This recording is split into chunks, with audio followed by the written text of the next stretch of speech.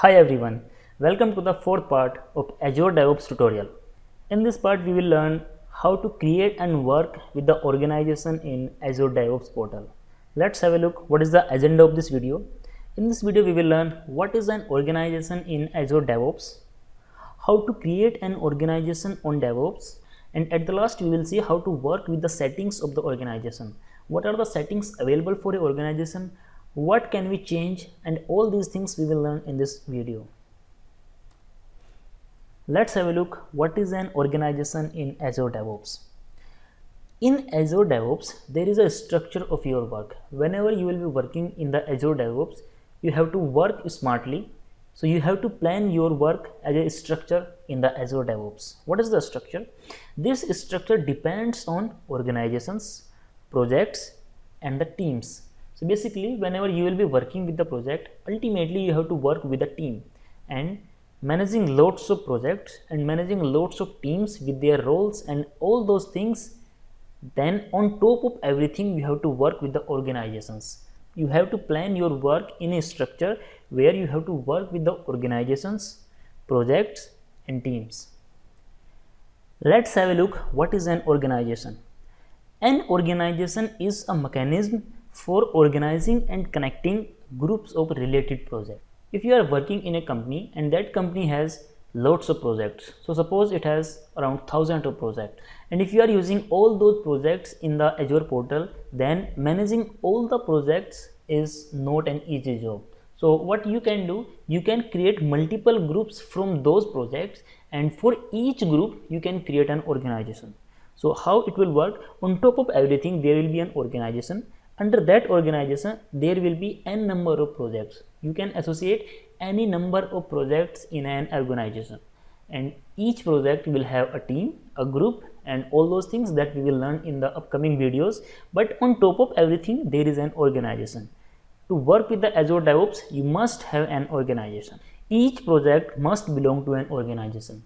Ultimately you have to work with the projects, and whenever you will work on the project, then you will see that you have to associate your project to an organization. To work with Azure DevOps, you must have at least one organization.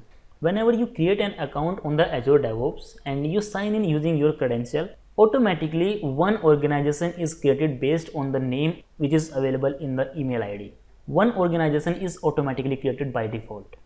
But you can create more organizations also as per the requirement. But the point to understand here is that you must have at least one organization if you want to work with the Azure DevOps. You can create more than one organizations also, that we will see. Now let's see when should we create multiple organizations in the Azure portal. What is the criteria to create multiple organizations?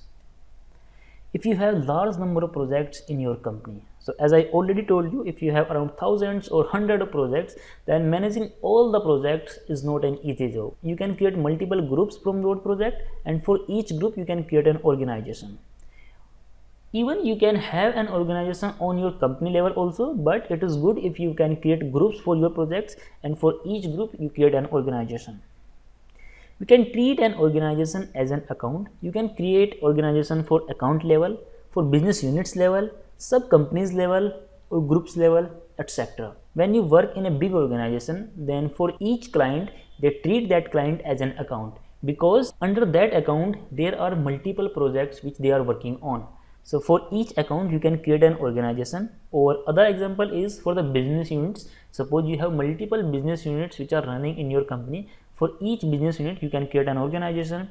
Sub companies, if your company had multiple sub companies, then for all those sub companies you can create an organization. For groups, etc. There are multiple factors. You can choose any one of them as per your thinking, as per your requirement. Each organization will have its own URL. So this is the URL, sample URL of the organization. So ultimately first there will be the Azure DevOps portal URL, which is dev.azure.com/your organization name.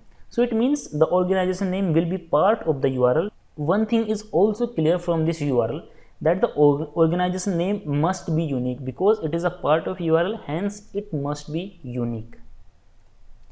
Let's see how to create an organization on Azure DevOps. To work with the organizations, you have to log in into your Azure DevOps account. If you do not know how to log in or how to create an account into Azure DevOps, then you can watch the part 3rd of this tutorial and you will learn how to sign up into the Azure DevOps portal. So now I have already logged in into the portal and here I am on the home page.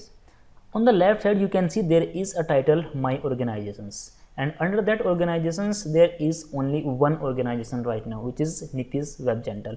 This is coming from the email which I have used during the sign up. The email was nitish.webgentle@gmail.com. So it took Nitish WebGentle from that email and it created an organization automatically. But if you want to create more than one organization, then you can choose another organization also. So let's see how to create an organization. On the bottom part of this page, on your left hand side, there is a plus symbol and it is saying new organization. Let's click on this link. Okay, let's continue. Here you will see a pop-up which says you have to give a name of your Azure DevOps organization. So this is a fixed part, dev.azure.com/ and at the last you can choose your organization name. So suppose here I am saying sample org. This is the name of my organization. Okay, and then you have to choose we will host your projects in. So basically at this drop down you have to choose a region. So whenever you will be working with the projects, and in the project there will be some data.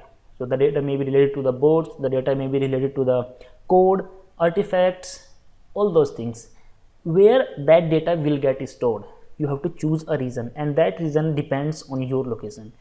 So since I am in India, so nearest data center is South India, so I can choose South India over here. You can choose any data center as per your requirement. If you have to work on a project where the client is near about East Asia or the Central US, then you can choose any region based on the requirement. So suppose I am having South India by default, let's leave it and then press on continue button. Don't forget that your organization name should be a unique keyword.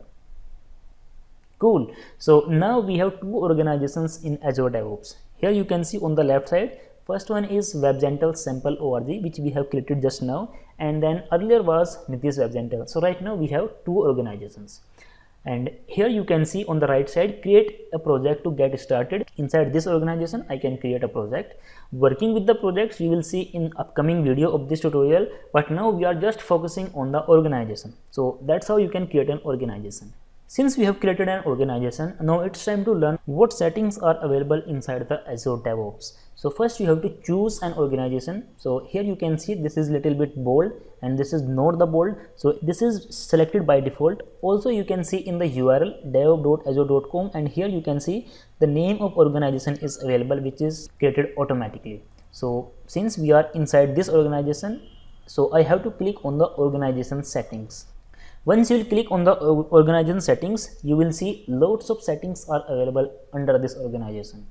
First we have a general tab. Here on the left side you can see all the settings, general tab, security, boards and pipelines.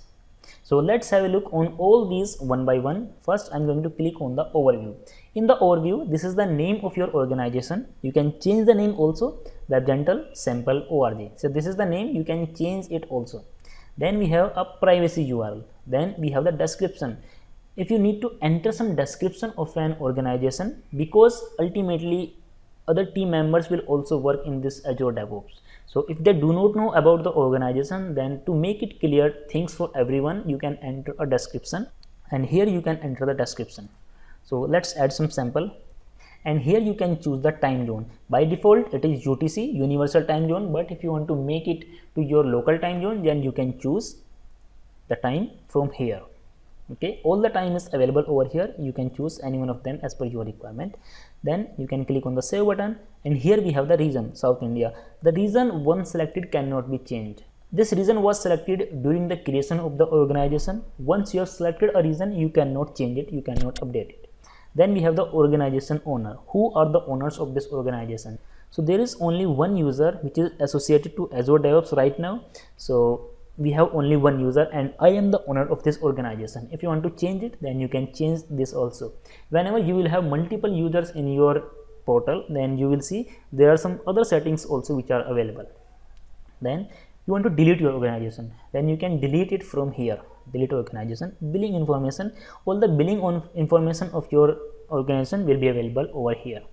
The next is projects. Let's click on it. All the projects which are associated to this organization will be available over here on the right side. So right now we do not have any project, that's why the list is blank. If you want to create a new project, you can click over here, you can fill all the details and you can create a project. Let's create a sample project. Okay, I'm not entering anything. Let's leave all the things which are selected by default and press create. Let's go back. So here I am WebGentle sample org, and if I click on the organization setting again and click on the projects, you will see a project is available under this organization. So all these details of the project are available over here. Next is users. All the users or team members which are associated to your project are available here. Right now there is only one user, Nitish Kaushik, which is me, so I can see only one user. On the right side also you can see all the users, the stakeholders, everything, all the details of the user will be available over here. Then we have the billing. The billing on information for the users is here.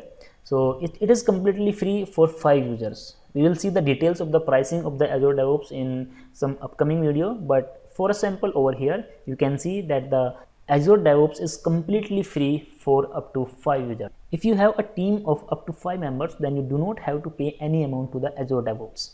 All these details of the Azure pricing is over here. Then we have the global notifications. So whenever you will be working with the projects, there are some settings which you need to get.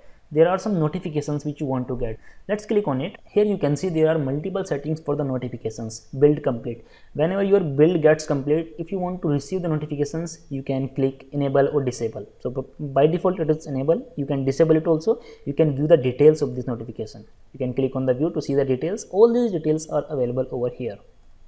Then we have the pull request. These settings, whenever you will be working with the code, pull request, reviewers added or removed. Whenever you will add a reviewer or remove a reviewer, you want to get a notification. All these settings are available over here. You can see everything by yourself. Then we have the extensions management. Any extension which you have used has been modified. Extensions are requested or requests are updated. All these details related to the extensions. Then release, manual intervention pending, deployment to an owned stage field. We will see all these things when we will be learning Azure DevOps in detail in upcoming videos. So right now I'm just showing you all the details, all the settings which are available under the organization tab. Also you will be able to understand all these settings in a better manner when you will have a functional project under your organization. Then we have the usage. Here we have a usage tab. Here you can see what user is doing what in the Azure DevOps. We have the extensions. You can, if you need to work with the extension in the Azure DevOps, then you can install that also over here.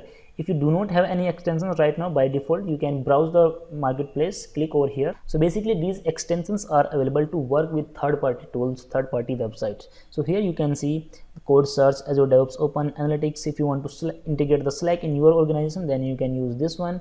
Loads of extensions are available over here.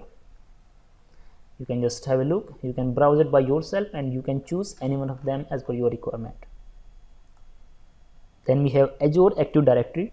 Active Directory is basically used to manage your users. You can connect Active Directory to your account to manage the users very easily. Then we have some security, policies and the pipelines. All these things depends whenever you will have a working project under your Azure DevOps account. So basically these are some default settings which are available under organization tab. As a final conclusion, we have 2 organizations right now. One is WebGentle sample org and the another one is Nitish WebGentle. Now it's time to work with the project, and that we will learn in the upcoming part of this tutorial series. That is all in this part. If you like this video, hit the like button of the video. Tell me your feedback in the comment section, share this video and subscribe to the channel. Thank you for watching. Have a great day.